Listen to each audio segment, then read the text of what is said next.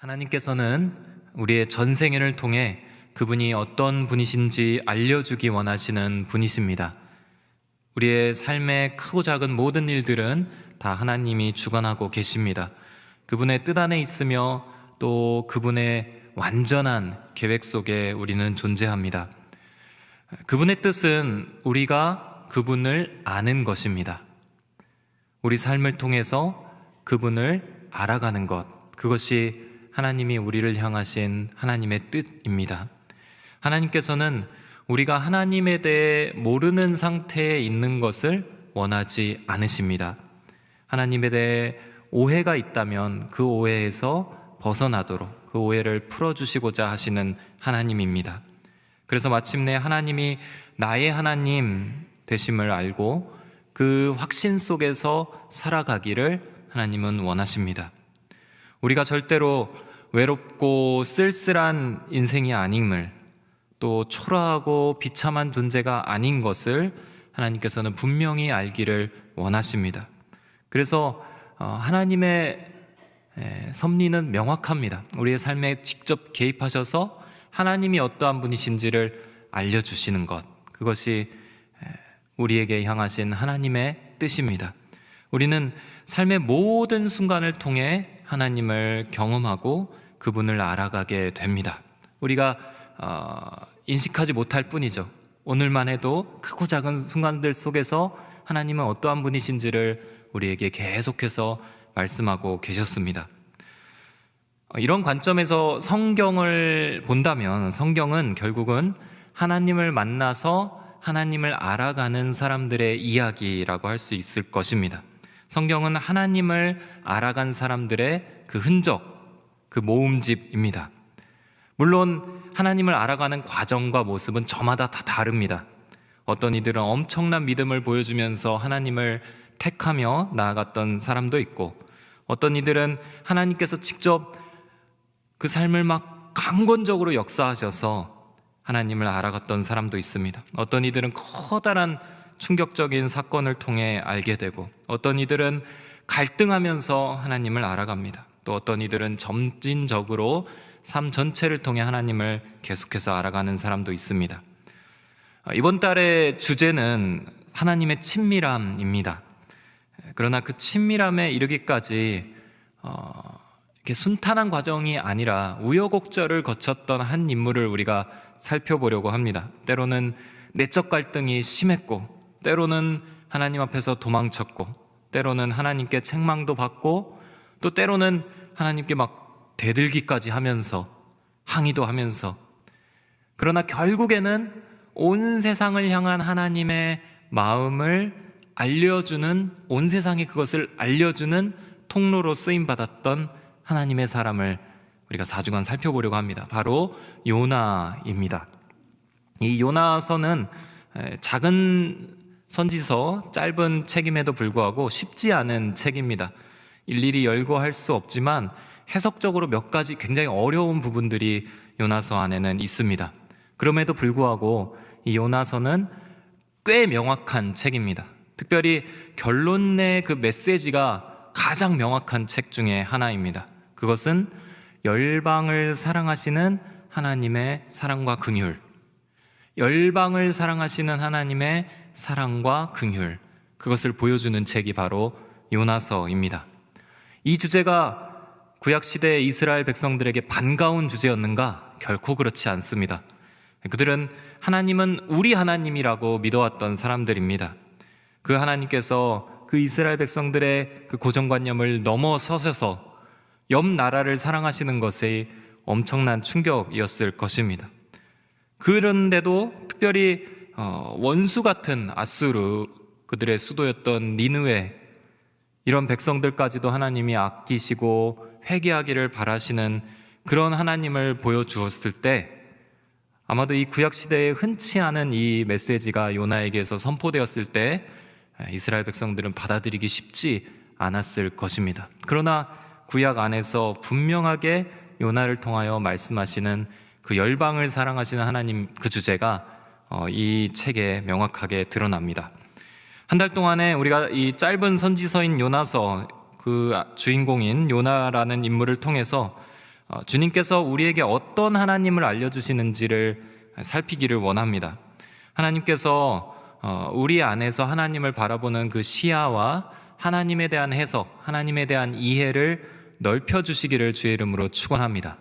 우리가 하나님을 바라보는 그 좁은 이해를 하나님께서 이 시간을 통하여서 깊고 넓게 해주시기를 원합니다. 그리고 하나님께서 어떤 분이신지를 새롭게 깨닫는 부분이 있다면 그 부분이 우리의 삶을 도전하고 변화시키는 원동력이 되기를 축원합니다. 주님께서 말씀해 주시고 우리의 삶이 그 안에서 변화될 수 있게 되기를 주의 이름으로 축원합니다. 오늘 하나님께서 주시는 첫 번째 메시지는 하나님의 방향을 인정하라입니다. 1절, 2절 말씀 함께 읽도록 하겠습니다. 시작. 여호와의 말씀이 아미떼의 아들 요나에게 임해 말씀하셨습니다. 일어나 저 큰 성읍 니느웨로 가서 그 도시에 선포하여라. 이는 그 도시의 죄악이 내 앞에까지 이르렀기 때문이다. 아멘. 요나서는 하나님의 말씀이 요나에게 임하는 것으로 시작합니다. 우리의 삶에서도 마찬가지죠. 우리 삶의 가장 극적인 변화, 우리 삶에서 온전한 회복의 스토리는 언제부터 시작하느냐? 1장 1절처럼 하나님의 말씀이 심겨짐으로 시작하게 됩니다. 하나님의 회복도, 하나님의 역사도 하나님의 말씀 앞에 설 때 비로소 출발하게 됩니다. 오늘 요나서가 그렇습니다. 그 말씀이 내가 원하는 방향이냐 아니냐는 별로 중요하지 않습니다. 일단 말씀 앞에 내가 서는 것이 중요합니다.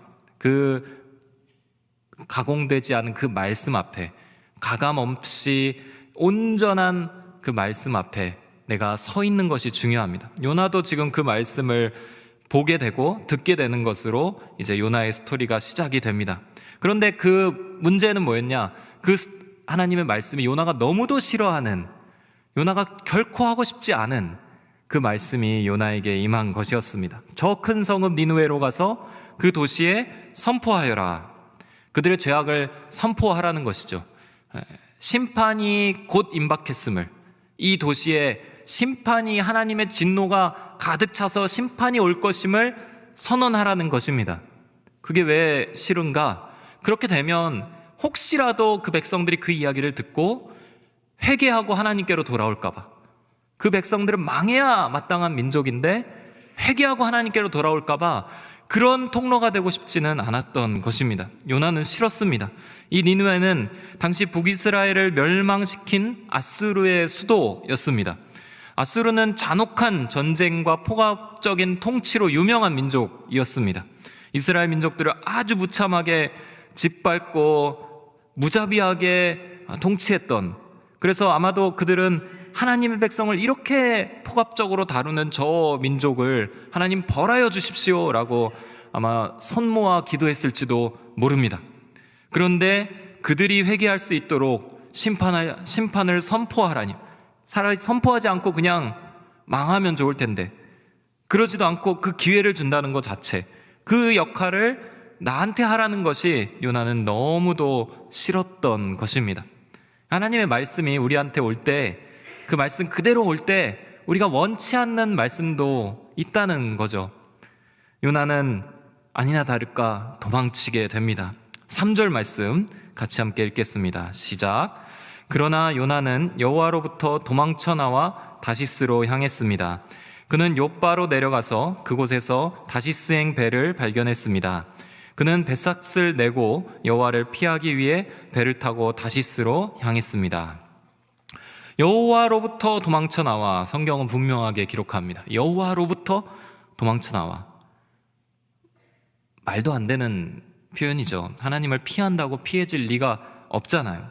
그거를 분명히 알고 있었던 요나이지만 이 순간에는 요나는 그것이 가능하다고 생각했나 봅니다. 그는 하나님의 그 방향을 인정하지 않고 하나님의 뜻과 정반대 방향으로 나아갑니다. 욥바는 그 하나님이 원하시는 니느웨로 가는 방향과 정반대 방향으로 갔을 때 욥바라는 항구가 나옵니다. 욥바에 도착해서 이제는 니느웨로 가는 방향과 또 정반대로 바다로 나아가는 다시스행 배를 타게 됩니다. 요나는 그 다시스행 배를 발견하자마자 이렇게 생각했을 겁니다. 야, 이거구나. 이거야말로 내가 도망칠 수 있는 절호의 찬스구나. 심지어 자기도 모르게 그 배를 타면서 뱃삭도 지불하고 완전히 정반대 방향으로, 하나님이 말씀하시는 것과 정반대 방향으로 흘러 배를 타고 가게 됩니다. 그러나 여전히 자신이 무엇을 잘못하고 있는지, 그리고 자기가 가고 있는 방향이 어디인지 전혀 깨닫지 못하고 있습니다. 이 점이 우리에게 있어서, 하나님을 믿고 예수님을 고백하는 우리에게 있어서 참 무서운 것입니다. 하나님이 말씀하시는 방향과 다른 곳으로도 갈 수 있구나. 그런데 깨닫지 못하고 있을 수도 있구나. 오히려 내 돈과 내 시간을 들여서 그 방향으로 자꾸 힘써서 나아갈 수 있구나. 오늘 이 장면이 보여주고 있는 것입니다. 좋은 방향으로 가는 것처럼 여기면서 내 자신은 만족하고 있는 그 상태, 이렇게 거짓이 나를 속이고 그 거짓이 죄악의 방향을 인도하고 있는 그런 상태를 우리는 심심치 않게 경험하게 됩니다. 하나님의 방향을 인정하지 않고 내가 잘 가고 있는 것 같이 착각하면서 정반대 방향으로 나아가고 있는, 오히려 그 배를 좋아하면서 타고 있는 요나를 보게 됩니다. 굉장히 심각한 상태이죠. 이 요나의 상태가 심각합니다. 요나는 배로 들어간 이후에 제일 먼저 무엇을 하느냐? 배의 제일 아래층으로 내려가 잠이 들어 버립니다. 5절에서 깊이 잠이 들었다 이렇게 나옵니다. 육체적으로 피곤한 상태였는가? 그렇지는 않습니다. 밤이 되어서 잠이 든 것인가? 그런 표현도 없습니다.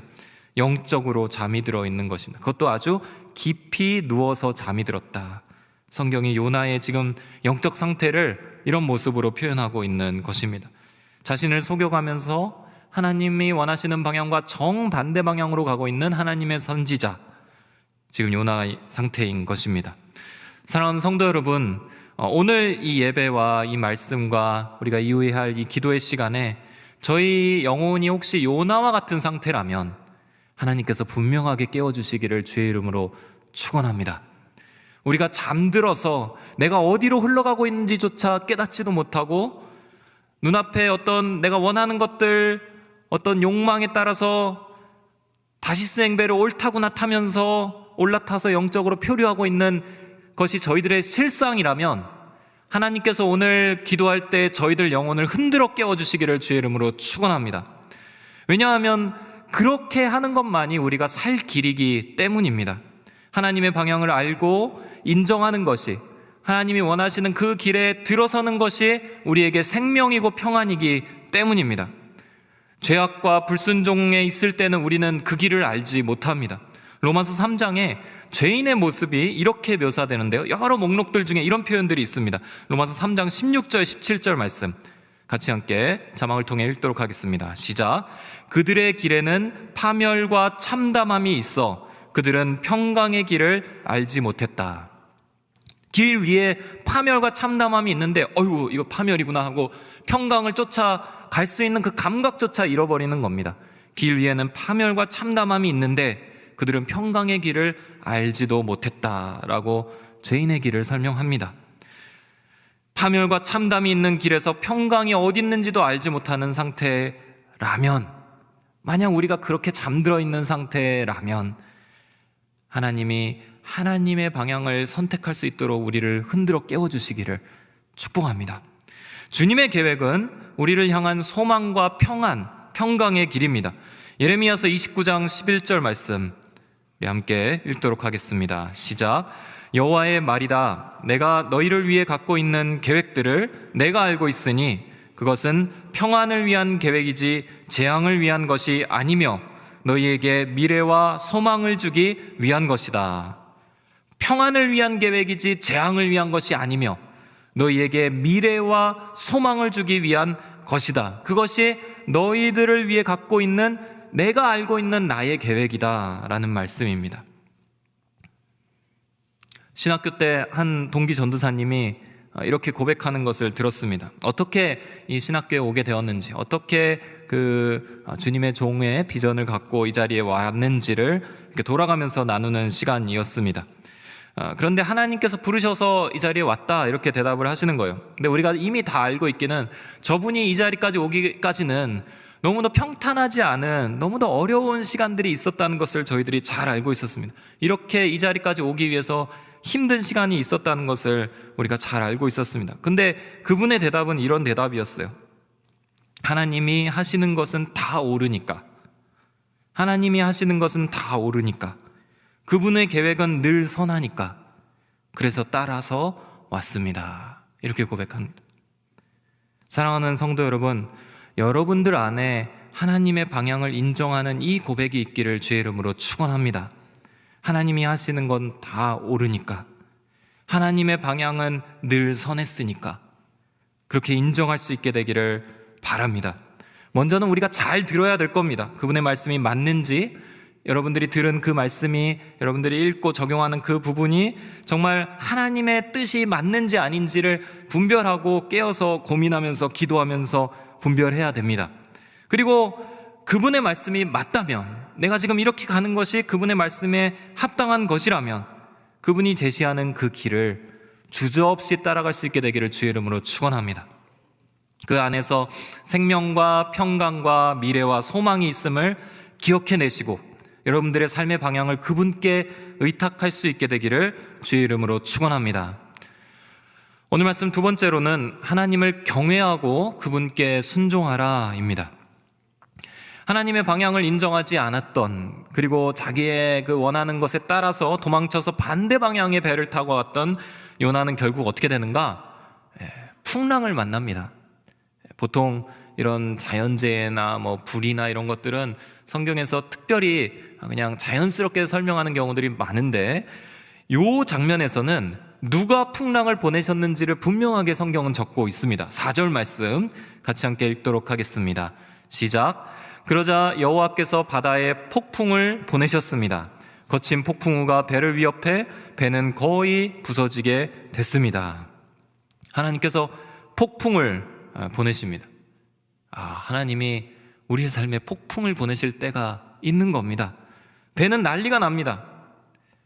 그런데 우리가 여기에서 멈추면 절대로 안 됩니다. 여기서 만약에 하나님을 이해하고 끝낸다면 절대 안 됩니다. 우린 그 다음 이야기들을 읽어 나갈 수 있어야 합니다. 여기서 멈추면 하나님을 그저 두려운 하나님으로 고백할 수밖에 없습니다. 자기 뜻을 이행하지 않는 사람에게는 폭풍을 주셔서 그 배를 침몰시키고야 마시는, 굉장히 이기적이고 권위주의적이고 어쩌면 폭력적으로 그 능력을 남용하시는 그런 하나님으로 우리가 오해하고 바라볼 수 있게 됩니다. 여기서 멈추시면 안 됩니다. 그 다음 이야기를 끝까지 들어야 합니다. 하나님은 어떤 하나님이신가?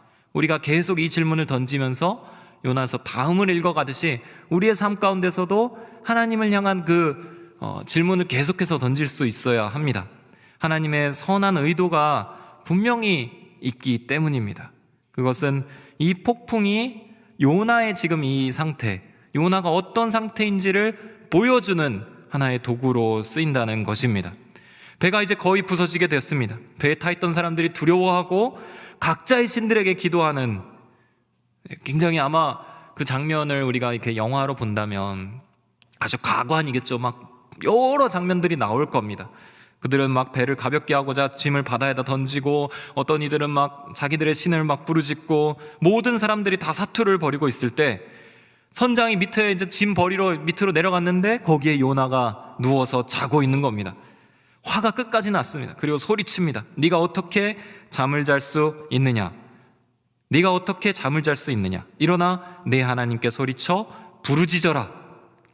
아마 이 선장의 어조가 우리 모두에게 이렇게 상상이 될 겁니다. 요나를 향해서 일어나 너의 하나님께 소리쳐 부르짖어라, 기도하라고 그렇게 책망하는 사람은 다름 아닌 이방 사람이었습니다. 이 긴박한 상황에 참 아이러니한 장면, 하나님의 선지자는 누워서 자고 있고 하나님을 모르는 이방 사람이 그 선지자를 깨워서 네가 기도해야 되지 않겠냐라고 외치고 있는 그런 아이러니한 장면이 펼쳐집니다.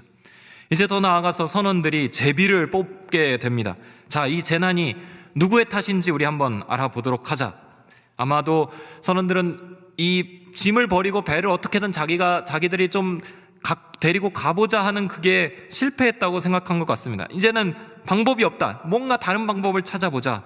해결책을 찾자 해서 선택한 방법이 이 제비를 뽑아서 누구 탓인지를 먼저 알아보게 되는 것입니다. 그런데 이때 공교롭게도 그 당첨 제비가 요나에게 뽑힙니다. 선원들은 묻습니다. 너는 누구냐? 질문도 여러 개 던져요. 어디에서 왔느냐? 어느 나라이고 어느 민족이냐? 우리에게 다 말해라. 요나가 대답합니다. 이 대답도 굉장히 아이러니한 대답이죠. 9절 말씀 요나의 대답을 한번 읽어보도록 하겠습니다. 시작. 요나가 대답했습니다. 나는 히브리 사람입니다. 바다와 땅을 만드신 하늘의 하나님 여호와를 섬기고 있습니다. 굉장히 선지자다운 자기소개죠. 나는 히브리 사람으로 하나님을 섬기고 있는 자다. 하나님을 섬기고 있다. 이게 원래 개역개정 성경에서는 하늘의 하나님 여호와를 경외한다 라고 이렇게 나옵니다. 나는 하나님의 여호와를 경외하는 자다. 영어 성경에서도 아마도 원어도 이 표현인 것 같은데 하나님을 두려워하는 자다 이렇게 쓰고 있습니다.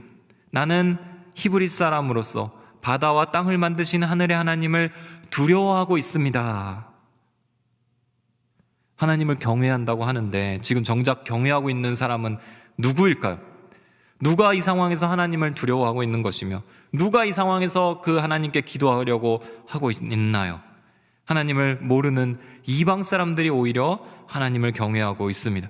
하나님의 백성이자 선지자인 요나는 지금 하나님의 말씀을 뒤로하고 도망치고 있습니다. 기도하기는커녕 깊은 잠에 빠져 있습니다. 하나님을 믿는다는 사람은 불순종하고 잠들어 있고 무감각하고, 하나님을 안 믿는 사람들이 오히려 경각심을 갖고 기도하려고 하는 이 상황, 하나님을 진정으로 경외하는 것이 무엇인가를 우리에게 보여주는 장면입니다. 먼저 요나처럼 입술로만 고백하는 그 불순종의 삶은 절대로 하나님을 경외하는 것이 아니라는 것을 보여줍니다. 우리가 앞서 찬양한 것처럼 나의 모든 것을 주님께 드리니 주님 오셔서 다스리십시오. 너무도 훌륭한 고백이고 훌륭한 가사요, 정말 거기에 우리의 마음이 담긴다면 너무도 아름다운 경배가 나타나는 그런 찬양입니다. 그러나 아무리 우리가 입술로 그렇게 고백한다고 해도 우리가 하나님 앞에서 스스로 돌아보지 않고 하나님과 반대로 도망치고 있는데 깨닫지도 못하고 잠들어 있다면 우리는 결코 하나님과 진정한 친밀한 관계에 이를 수 없다, 성경이 말씀하고 있는 겁니다. 이러한 신앙이 갖고 있는 취약점이 있습니다. 그것은 내면적으로 굉장히 불안한 상태다. 하나님에게 도망치고 있는데 그것을 깨닫지도 못하는, 입술로만 고백하고 있는 이러한 신앙은 내면이 굉장히 불안한 상태가 됩니다. 하나님의 방향을 인정하고 하나님을 경외하며 하나님과 함께하는 사람에게서 나타나는 가장 첫 번째 특징은 평안입니다. 안정감입니다. 하나님의 평안이 내면화되어서 나를 바라보거나 세상을 바라볼 때 안정감이 있습니다. 하나님의 뜻을 알고 하나님과 온전한 관계를 맺으면 내 자아가 있어야 할 자리에 있게 됩니다. 그러나 불순종을 계속하며 거짓 위에 있는 사람들은 굉장히 불안한 위치에 있게 됩니다. 우리가 이런 영화나 이런 데서 볼 때 법정에서 증인이 나올 때 거짓 증인이 있고 진짜 그것을 목도한 증인이 있잖아요. 근데 그 안에서 거침없이 또 담대하게 증언하는 사람은 뭐 똑똑한 사람이라든가 아니면 뭘 많이 배웠던 사람이라든가 아니면 어떤 중요한 위치에 있던 그런 사람들이 절대 아닙니다. 그런 거와 전혀 상관없이 진짜 보았던 사람들은 굉장히 평안하게 진술을 하게 됩니다. 질문이 뭐가 나오든 상관없어요. 봤으면 봤다, 못 봤으면 못 봤다. 지금 이야기하고 있는 게 사실이면 사실이다, 그렇지 않으면 그렇지 않다. 그냥 진실되게 말하면 되는 것입니다. 그러나 내가 거짓을 꾸미고 내가 거짓 위에 있는 사람들은 늘 불안하게 되어 있습니다. 아무리 전략적으로 많은 것들을 준비해 왔다 하더라도 결국 계속되는 질문 앞에서 스스로 무너지고 당황하게 되어 있습니다.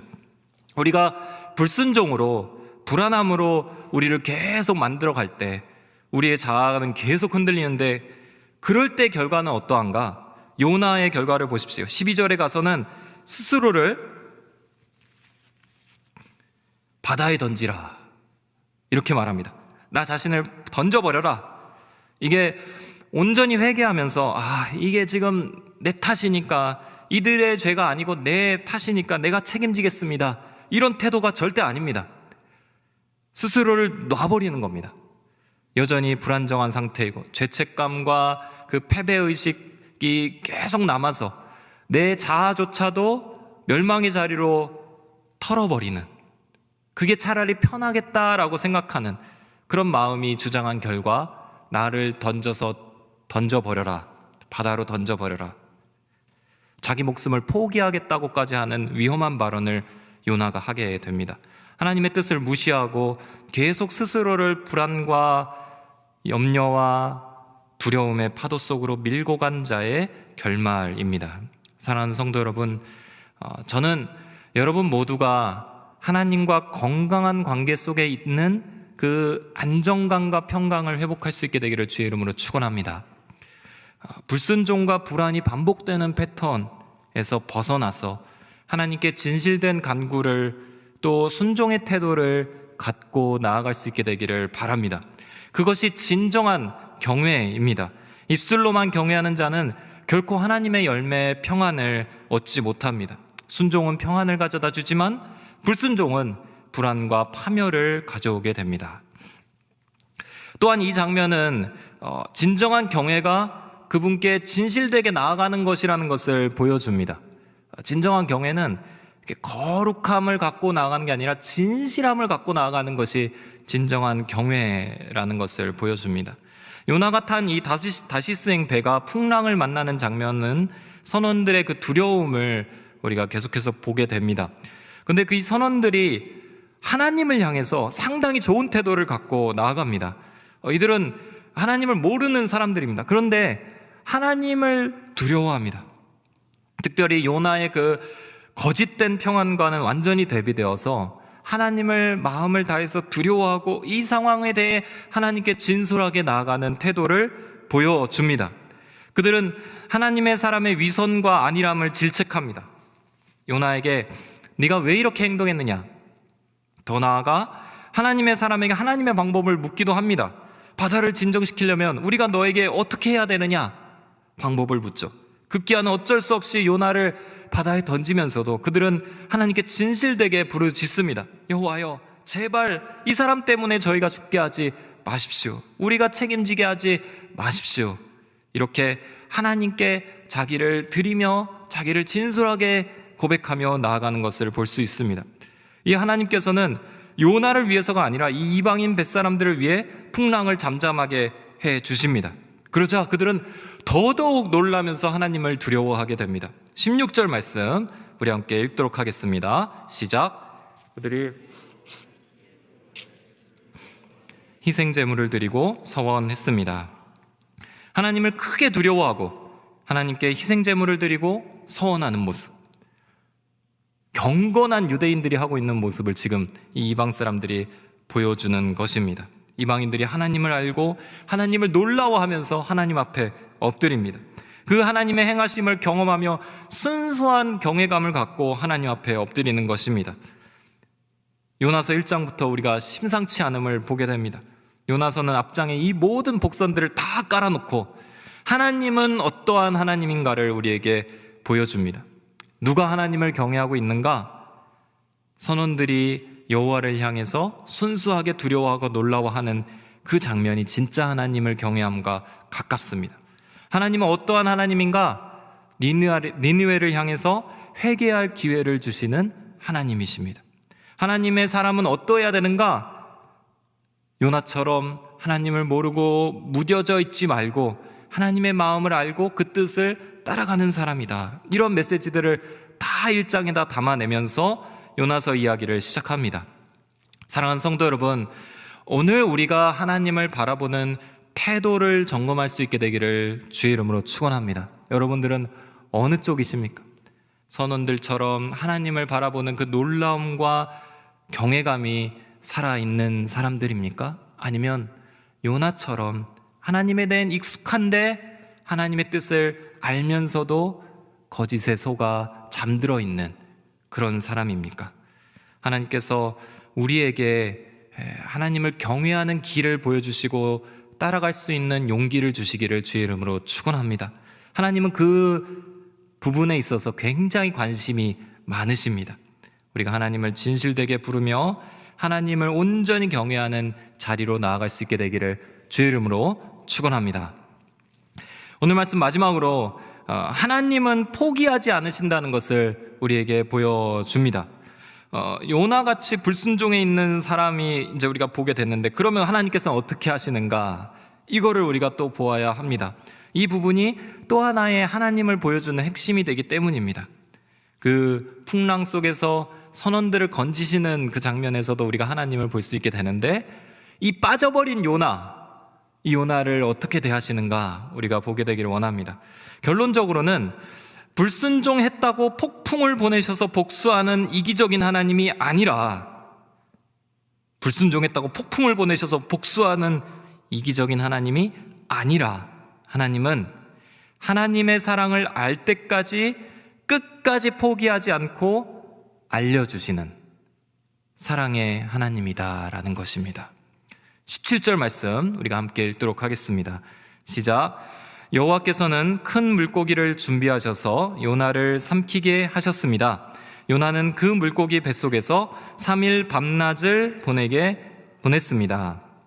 이 1장, 요나서 1장은 17절까지를 끝으로 마무리하고 2장 1절로 넘어가건데, 많은 신학자들이 이 요나의 2장에 나오는 회개 기도와 이 1장 17절, 우리가 읽은 이 구절을 연결해서 하나의 단락으로 구분합니다.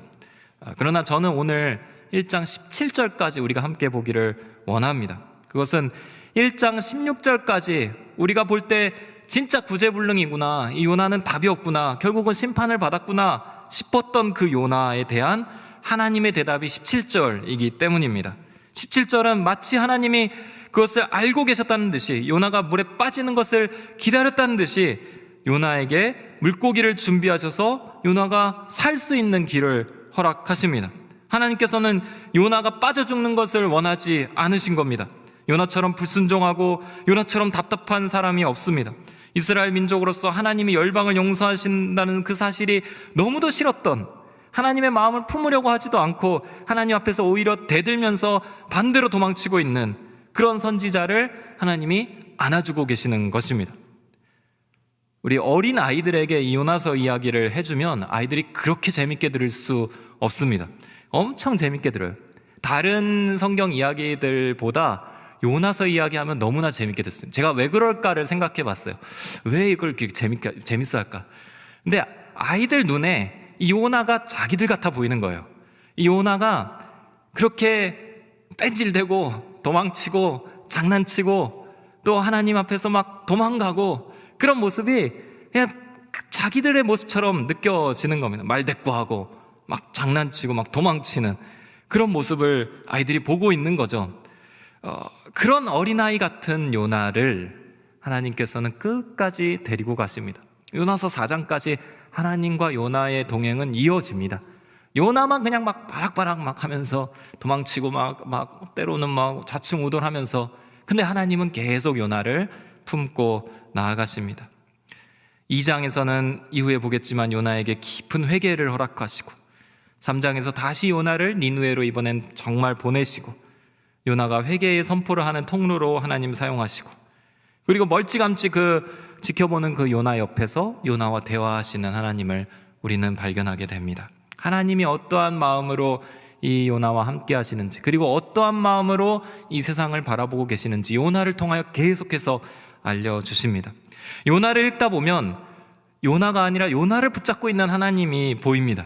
이방 사람들은 놀랍게도 그 하나님을 한 번에 알았죠. 그 이방 선원들은 그 하나님의 놀라우심을 한 번에 찾고 한 번에 회개하며 하나님께로 돌아와 서원제물까지 바칩니다. 그러나 요나는 버티다가 때를 쓰고 화도 냈다가 도망쳤다가 다시 돌아왔다가 하나님 마음을 그런 과정 속에서 알게 됩니다. 그러나 하나님은 한 번도 요나를 포기하거나 요나에게서 떠나시지 않습니다.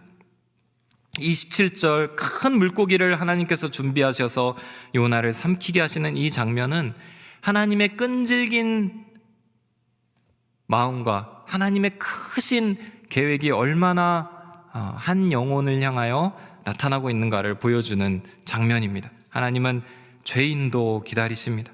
하나님은 그들이 하나님께로 돌아올 때까지 끝까지 기다리십니다. 때로는 그 죄인 한 사람을 찾기 위하여 나머지를 내려놓고 찾아다니십니다. 그리고 그 죄인이 마침내 하나님께로 돌아오면 뛸 듯이 기뻐하며 잔치를 벌이시는 하나님입니다. 여러분 안에 하나님의 무엇이 있는가? 포기하지 않으시는 하나님의 사랑이 있습니다. 주님의 사랑의 속성은 여러 가지로 나타납니다. 인간이 보여주지 못하는 굉장히 희생적이고 이타적이고 숭고한 사랑이 주님이 보여주시는 사랑입니다. 근데 그 사랑의 속성을 분석해서 이렇게 나열하다 보면 맨 마지막에 뭐가 나오는가? 이러한 모든 훌륭한 높은 차원의 사랑을 끈질기게 우리에게 보여주시는 분, 이렇게 나타납니다. 그 속성의 마지막은 늘 포기하지 않고 끈질기게 우리를 기다리시며 그 사랑을 알 수 있게 하시는 하나님, 이렇게 정리가 됩니다. 하나님은 요나를 그렇게 붙잡고 계셨습니다. 요나가 그 하나님의 말씀을 알 때까지 요나를 인내하시고 요나와 동행하십니다.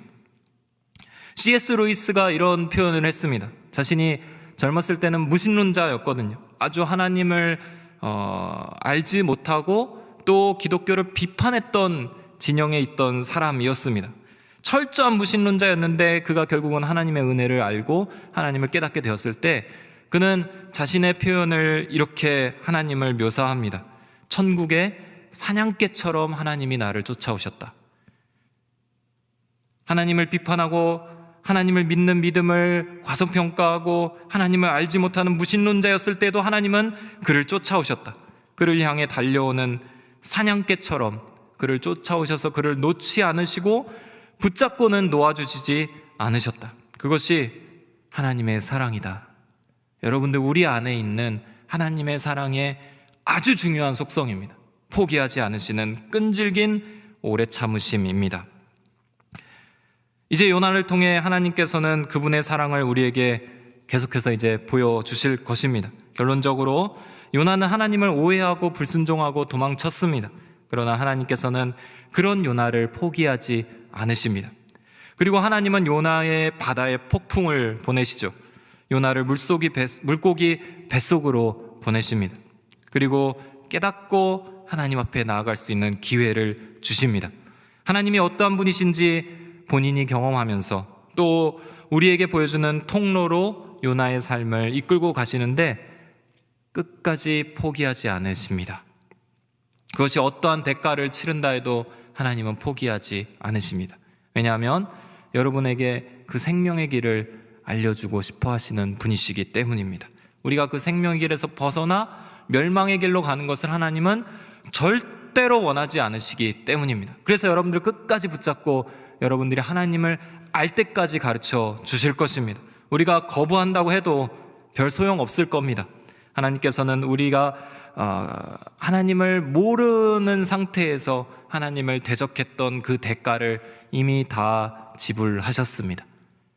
예수님을 통해서 십자가에 못 박히게 하심으로 하나님을 모르는 우리가 하나님을 진노하게 했던 그 모든 대가를 다 지불하셨습니다. 십자가는 우리를 결코 포기하지 않겠다는 하나님의 선언입니다. 사랑하는 성도 여러분, 우리의 삶에 폭풍이 불고 있을 때가 있습니다.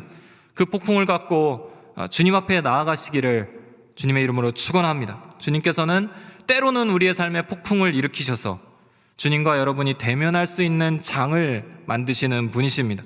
폭풍은 하나님이 보내신 하나님과 대면할 수 있는 초대장입니다. 우리 안에 폭풍이 불 때, 하나님 만나는 시간이구나.